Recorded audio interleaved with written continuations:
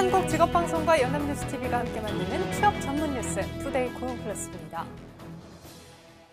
문재인 대통령은 복지부와 노동부, 여성가족부를 끝으로 부처 업무보고 일정을 마쳤습니다. 문재인 대통령은 저출산, 일자리 등에 들어가는 복지 예산은 곧 성장 예산이라고 강조했습니다. 박상률 기자입니다. 업무보고에 앞서 문재인 대통령은 정부 세종청사 구내식당을 찾아 다자녀를 둔 직원들과 점심 식사를 했습니다. 일과 가정을 함께 챙기는 데 애로사항과 개선 방향에 대한 이야기를 들었습니다. 너무 많이 나눠서 부모님께서 사실 타박을 주셨으면 능력도 안 되면서 이렇게 많이 나뉘어요. 문 대통령은 이어진 업무보고에서 저출산 문제 해결을 위한 범정부 차원의 노력을 당부했습니다. 출산과 양육에 대한 국가 책임을 강화하고 고용과 주거 안정 등을 통해 아이를 낳고 기를 수 있는 환경 조성을 강조했습니다.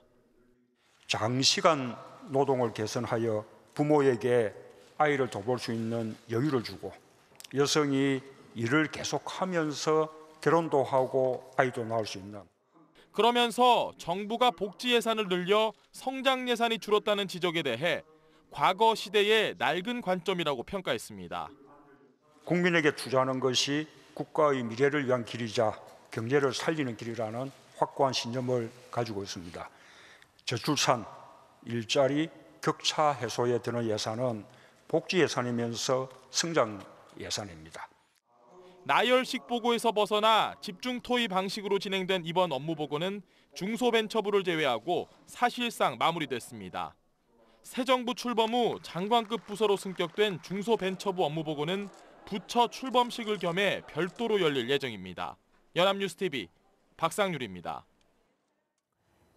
노동계와 경영계에 큰 파장을 몰고 올 기아차 통상임금 소송은 그 규모에서도 주목할 만합니다. 무려 2만 7천여 명의 원고가 참여했고 대법원의 관련 판결 결과를 기다리면서 1심 결론이 나오는 데만 6년이라는 시간이 걸렸습니다. 이소영 기자입니다.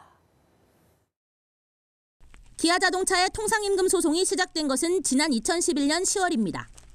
노동조합은 잘못된 임금 계산으로 장시간 저임금 노동에 시달리는 착취 구조를 개선해야 한다며 14,000여 명이 참여하는 소송을 제기했습니다. 이듬해 3월 첫 재판이 열렸지만 사측의 요구할 금액을 정확히 계산하고 대법원에서 진행 중이던 비슷한 소송의 결론을 기다리기 위해 사실상 재판이 중단됐습니다.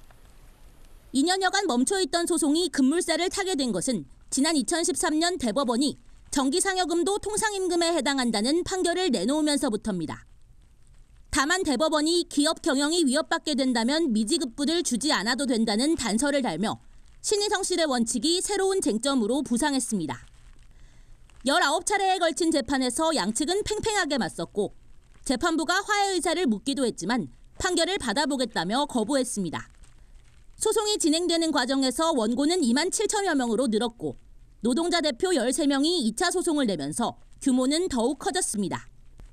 오랜 기간 재판이 진행되다 보니 1심 결론이 나기 전 사망하거나 소송을 포기하는 사람들이 나오기도 했습니다. 재판부는 원고 명단을 정리하기 위해 선고를 2주가량 미룬 끝에야 6년간의 재판에 마침표를 찍었습니다. 그러나 사측이 곧장 항소 의사를 밝히면서 지리한 법정 공방의 2라운드를 예고했습니다. 연합뉴스TV 이소영입니다. 일용직 단시간 근로자도 한 사업장에서 한 달에 8일 이상 또는 60시간 이상이라면 국민연금에 사업장 가입자로 가입해서 노후 대비를 할 수가 있습니다. 국민연금공단은 9월부터 11월까지를 국민연금 미가입 일용직 단기간 근로자 집중 신고 기간으로 정하고 사업장의 사업주가 이런 일용직 근로자를 가입자로 신고하지 않으면 직권으로 강제가입 조치할 계획이라고 밝혔습니다.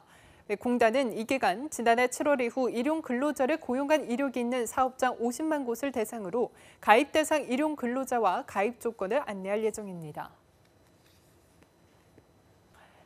백운규 산업통상자원부 장관이 대한상공회의소에 경제계의 맏형으로 상생협력과 일자리 창출에 앞장서달라고 당부했습니다. 백 장관은 31일 서울 중구 대한상의에서 열린 상의 회장단과의 조찬 간담회에서 이같이 말했습니다. 이는 최순실 게이트 뒤 위상이 추락한 전국경제인연합회를 대신해 정부가 대한상의를 경제계 대표로 상대하겠다는 뜻으로 풀이됩니다. 이에 대해 박용만 대한상의 회장은 경제의 근본 패러다임을 전환해야 한다는데 경제계도 공감한다며 양극화 해소 노력과 함께 혁신 활동이 늘어나기를 기대한다고 말했습니다. 정부가 앞으로 5년간 조세 정책을 일자리 중심으로 전면 재편하고 자본 이득과 금융소득 과세의 실효성을 높이기로 했습니다. 기획재정부는 지난 29일 조세정책심의위원회를 열어 이런 내용을 담은 중장기 조세정책 운용 계획을 확정했습니다. 정부 내 일자리의 창출뿐만이 아니라 질을 향상하는 데도 세제 지원을 늘릴 계획입니다. 비과세 감면이 많은 자본 이득과 금융소득 과세를 강화하고 일하는 저소득층 지원을 위한 근로장려세제는 사회보장제도와의 연계 방안을 모색하기로 했습니다. 또 보유세는 낮고 거래세는 높은 재산과세 체계도 점검할 방침입니다. 보건복지부는 대통령 업무보고 자리에서 저출산 대책 마련에 힘을 쏟겠다는 점을 강조했습니다. 월 10만 원씩 아동수당 지급과 국공립 어린이집 확대 등을 통해서 국가가 보육 부담을 나눠주겠다는 계획입니다. 이준음 기자입니다. 보건복지부의 첫 대통령 업무보고, 화두는 저출산 대책이었습니다. 이를 위해 내년 7월부터 0세에서 5세 아동에게 월 10만 원씩 아동수당을 지급하고 15세 이하 청소년의 입원 진료비 본인 부담을 5%로 줄입니다. 또 현재 3,200곳 정도인 국공립 어린이집을 올해 안에 450곳 더 늘리고 초등학교에선 오전 7시부터 저녁 7시까지 아이들을 책임지는 완전 돌봄을 실시할 계획입니다. 국가가 보육 부담을 나눠지겠다는 겁니다. 이를 통해 현재 30만 명대로 떨어진 연간 출생아 수를 45만 명 수준으로 회복하는 게 목표입니다. 앞서 박능후 장관은 최고의 저출산 대책은 비정규직 해소라며 저출산 고령사회위원회의 기능을 대폭 강화하겠다고 밝혔습니다. 복지부는 또 노인 인구 증가로 의료복지 수요가 커지는 만큼 이에 대한 대책도 발표했습니다. 말기 중증 환자의 고통을 덜어주는 호스피스의 대상을 확대하고 홀몸 노인 위주로 시행하던 방문 건강관리도 보건소를 통해 모든 노인에게 제공합니다. 아울러 보건산업을 4차 산업혁명에 대비한 미래 성장 동력으로 키운다는 전략도 내놨습니다. 해마다 5%씩 성장해 2020년엔 11조 5천억 달러, 13,000조 원까지 성장할 세계 보건산업 시장을 공략하겠다는 겁니다. 지난해 보건산업 무역 수지가 처음 흑자로 돌아선 만큼 올해 안에 제약과 화장품 등 세계 무대에서 경쟁력 있는 제품 육성에 대한 종합계획도 발표할 예정입니다. 연합뉴스TV 이준음입니다. 치킨이 국민 간식이라지만 한 마리를 시켜 먹으려면 2만 원은 줘야 합니다. 농장에서는 한 마리에 1, 2천 원에 팔린다는데 도대체 왜 이렇게 턱없이 비싼지 궁금하다 못해 화나기까지 하는데요. 1일부터는 살아있는 닭부터 배달 치킨용 닭고기까지 닭값이 모두 공개됩니다. 홍정원 기자입니다. 서울 시내 한 삼계탕 집입니다. 16,000원이란 가격표가 붙어 있습니다. 유명 프랜차이즈 치킨 메뉴도 16,000원에서 비싼 것은 2만 원에 육박합니다. 산지에선 한 마리에 1,000원에서 2,000원대에 불과한데 음식값은 이렇게 비싸니 소비자들의 불만이 커질 수밖에 없습니다. 2달 전에는 한 유명 프랜차이즈 치킨 업체가 조류 인플루엔자 AI를 핑계로 기어코 한 마리에 2만 원짜리 메뉴를 내놨다가 철회하는 소동까지 벌어졌습니다. 그렇다면 음식값 중 닭고기 값은 얼마나 될까? 닭고기는 소나 돼지고기와는 달리 도매시장이나 공판장 경매를 거치지 않아 중간 유통 가격을 알기 어려웠습니다. 하지만 이젠 농가가 도축장에서 닭을 파는 값과 도축 후 대형마트와 프랜차이즈, 대리점이 구매하는 일일 평균 가격, 이들이 붙이는 소매자 가격까지 닭고기의 모든 가격이 실시간 공개됩니다. 생산 유통 단계별로 닭고기 가격 공시제 도입을 추진을 하고 불공정 거래 행위에 대한 제재를 강화해 계열 농가와 소비자를 함께 보호하겠습니다. 닭고기 값은 농식품부와 축산물 품질평가원 홈페이지를 통해 누구나 확인할 수 있습니다. 특히 프랜차이즈 치킨 업체에 들어가는 닭고기 값이 공개되면서 이들 업체가 앞으로 치킨 값을 함부로 올리기는 어려워질 전망입니다. 연합뉴스TV 홍정원입니다. 인천국제공항 비정규직 근로자의 정규직 전환 방안을 논의할 노사전문가위원회가 3개월이 넘는 진통 끝에 출범했습니다. 공항공사는 근로자 대표 10명, 공사 측 10명, 외부 전문가 5명으로 구성된 노사 전문가위를 구성하고 첫 회의를 열었습니다. 위원회는 정규직 전환 대상과 전환 방식, 임금 체계와 채용 방식 등을 본격적으로 논의하게 됩니다. 정부가 여성의 경제활동 참가를 늘리기 위해 경력 단절 예방부터 직장 적응까지 종합적으로 관리하기로 했습니다. 정현백 여성가족부 장관은 31일 문재인 대통령 주재로 열린 핵심 정책토의에서 이 같은 내용의 정책 방향을 보고했습니다. 여성가족부는 경력 단절 이후에 취업 지원에 집중된 여성 새로 일하기 센터의 기능을 경력 단절 예방까지 확대합니다. 또 여성 취업을 지원하기 위해서 개인별 경력 개발 계획을 세워주고 직업훈련과 취업 연계 등의 서비스를 제공하는 새일 찾기 패키지 사업을 내년부터 시범 운영합니다. 정부가 비정규직 차별과 장시간 근로 문제 해소를 역점 사업으로 추진하기로 했습니다. 김영주 고용노동부 장관은 31일 문재인 대통령 주재로 열린 핵심 정책토의에서 이 같은 내용의 정책 방향을 보고했습니다. 고용부는 이번 달 공공기관 852곳의 비정규직 정규직 전환을 포함해서 공공부문 정규직 전환 로드맵을 발표하고 전문가 500명으로 구성된 컨설팅 팀을 가동할 계획입니다. 또 장시간 근로 해소를 위해 근로시간을 일주일에 최대 52시간으로 단축하는 근로기준법 개정도 최우선으로 추진합니다.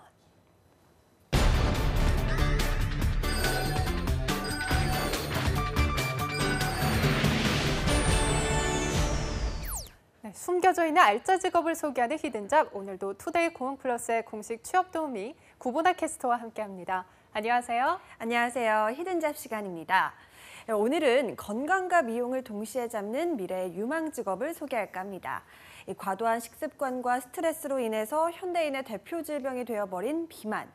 전 세계적으로 비만 인구가 30%에 육박하는 가운데 다른 한쪽에서는 철저한 외모 관리가 경쟁력으로 여겨지면서 치열한 생존 경쟁이 펼쳐지고 있는데요. 이러한 현대인들을 위해서 이 한 사람의 또 한 사람에 의한 또 한 사람을 위한 전문 채용 교정 직업이 등장했다고 해서 여러분께 소개를 하고자 합니다. 네, 현대 사회에 꼭 필요할 것 같은 직업일 것 같은데요. 어떤 직업인가요? 네, 바로 채용 관리사라는 직업입니다. 채용 관리사요. 다소 생소한 이름인데 어떤 일을 하는 직업인가요? 네, 이 채용 관리사란 고객의 체중 감소와 건강 증진을 목적으로 영양학, 또 비만학, 운동학 등의 지식을 토대로 고객의 체형과 체질을 진단해서 이 프로그램을 개발하고 관리하는 전문 직업을 말합니다. 또 다른 이름으로는 다이어트 프로그래머라고도 하죠. 네, 언뜻 이렇게 들어보면 헬스 트레이너와도 비슷할 것 같은데 다른 점이 있다면 어떤 게 있을까요? 네, 이 체형 관리사는요, 헬스 트레이너와 마찬가지로 이 건강 개선에 맞춰서 지방 감량이나 근육 증가에 대한 관리를 하는 건 맞지만요, 보다 몸의 균형과 체형을 바로잡는 것에 중점을 두면서 관리하는 것 외에는 헬스 트레이너와 차이가 있습니다. 단순히 운동 방법뿐만 아니라 식이요법 등을 이용해서 의뢰인의 체중과 몸매를 종합적으로 관리하는 일을 담당하는 거죠. 일단 의뢰가 들어오면 의뢰인이 원하는 요구와 몸의 특성을 파악하고 또 신체 균형 상태가 어떤지 기계로 측정한 다음에 고객에게 적합한 운동 처방, 또 식이요법, 마인드 컨트롤 등 다양한 다이어트 프로그램을 설계해서 체계적인 체형 관리 계획을 세우는 겁니다. 네, 건강과 몸의 균형을 생각해서 보다 체계적으로 관리를 한다는 점이 인상이 깊은데요. 그런데 이 히든잡에 소개될 정도이면 직업의 차별점이나 혹시 전망이 커야 할 것 같은데 채용 관리사의 경우는 어떤가요? 네, 최근 식습관이 변하고 활동은 줄었는데 이 사회에서 오는 스트레스는 늘고 있으니 이로 인한 비만 인구가 점점 늘어나고 있는 현실입니다. 그래서 2025년엔 국민 17명 중 1명이 고도비만이라는 예측까지 나오는 상황인데요. 이뿐만 아니라 최근엔 마른 비만의 위험성도 급증하고 있죠. 정상 체중이기 때문에 겉으로 보기에는 전혀 문제가 없을 거라 생각이 되지만 이로 인해서 당뇨병 발병률이 2.1배 높아지는가 하면 또 고혈압 유발 등 심각한 질병에 노출될 확률도 높아졌다고 합니다. 이러한 예측에 맞춰서 이 한국직업능력개발원에서는 10년 후 직업 전망이 좋은 상위 20개 직업을 공개를 했는데요. 그중에 채용 관리사도 포함이 되어 있었다고 합니다. 네, 생각을 해보면 단순히 다이어트를 원하는 게 아니라 보다 건강을 위한 체형 관리를 도와준다는 거잖아요. 시간이 갈수록 더욱 중요한 직업이 될 것 같은데 그렇다면 체형 관리사는 어떻게 체형 관리를 해주는 건가요? 네, 앞서 말씀드렸듯이 의뢰인의 요구와 체형과 체질을 고려해서 의뢰인에게 적합한 또 다양하고 체계적인 프로그램을 설계해 주는 건데요. 고객의 상황에 맞춰서 프로그램은 다양해집니다. 때로는 전문적으로 운동을 실시하거나 지방분해 효과를 위해 랩이나 붕대 등으로 몸을 감싸는 랩핑을 하는 경우도 있고, 다이어트 스트레스 때문에 폭식이 일어나지 않도록 심리 상담을 병행하기도 합니다. 이뿐만 아니라 목표 체중에 도달해도 이후에 꾸준히 탄력적인 몸매를 가질 수 있도록 집에서 할 수 있는 간단한 유산소 운동 프로그램 등을 계획하기도 하는데요. 그야말로 건강과 체중 관리를 위해 탄생한 이 전천후 전문 직업인 셈이죠. 네, 그렇다면 체형 관리사가 되기 위해서는 어떤 준비를 해야 하나요? 네, 일반적으로 체육 관련 전공자를 선호하지만 건강과 신체에 관심이 많은 사람이라면 누구나 체형관리사에 지망을 할 수가 있습니다. 우선 이 체형관리사가 되기 위해선 한국능력교육개발원에서 발급하는 자격증을 취득해야 하는데요. 이 체형관리사 자격증 시험은 체형관리사론, 또 스포츠관리기법 두 과목으로 이루어진 1차 필기시험과 필기시험 과목의 이론을 바탕으로 한 2차 실기시험으로 구분이 되어 진행이 되고 있습니다. 전 과목 평균 60% 이상을 득점해야 통과할 수 있다고 하는데요. 이렇게 자격증을 따게 되면 비만 클리닉 센터, 병원 부설 다이어트 상담실, 또 스포츠 및 헬스장 등에 취업을 해서 전문 체형관리사로 활동을 하게 되는 겁니다. 네, 그렇군요. 하지만 다양하고 체계적인 체형 관리 프로그램을 설계하기 위해서는 상당히 전문적인 지식을 많이 알아야 할 것 같은데 자격증을 취득한 뒤에도 공부를 정말 많이 해야 할 것 같아요. 네, 맞습니다. 사실 전문적으로 체형 관리를 하기 위해서는 신체적인 것뿐만 아니라 영양학, 또 심리학적인 부분에도 많은 신경을 써야 하는데요. 체형 관리사로 활동을 하면서도 틈틈이 생활체육 보디빌딩 자격증, 또 근육학 자격증, 체형 교정 자격증, 필라테스 자격증 등 취득을 하면 보다 더 전문성을 인정받을 수가 있다고 합니다. 네, 그렇다면 이렇게 전문성을 인정받은 체형 관리사의 연봉은 어떤지도 궁금하네요. 네, 처음에 시작할 때는 그리 높은 편은 아닙니다. 연 1,500만 원 정도의 기본급을 받는 것이 평균인데요. 이후에는 회원 개개인의 관리에 따라서 인센티브가 훨씬 더 많이 불기 때문에 본인이 얼마나 전문적인 능력을 키우느냐가 중요합니다. 특히 유명 체형 관리사의 경우는요, 억대 연봉을 받거나 스스로 체형 관리실을 창업해서 운영하는 경우도 많기 때문에 결국 본인이 얼마나 전문성을 가지고 의뢰인의 체형 관리를 위해서 노력하느냐가 이 성공의 판가름을 할 수 있는 척도가 되는 셈이죠. 네, 그렇군요. 하지만 외적인 면뿐만이 아니라 건강을 위해서 투자를 점점 아끼지 않는 요즘 추세를 본다면 이 체형 관리사는 지금뿐만이 아니라 앞으로도 정말 유망한 직업이 될 것 같습니다. 노력한 만큼 인정을 받을 수 있는 체형 관리사의 세계 지금부터 도전해 보시죠. 지금까지 히든잡 구본아 캐스터와 함께했습니다. 고맙습니다. 고맙습니다.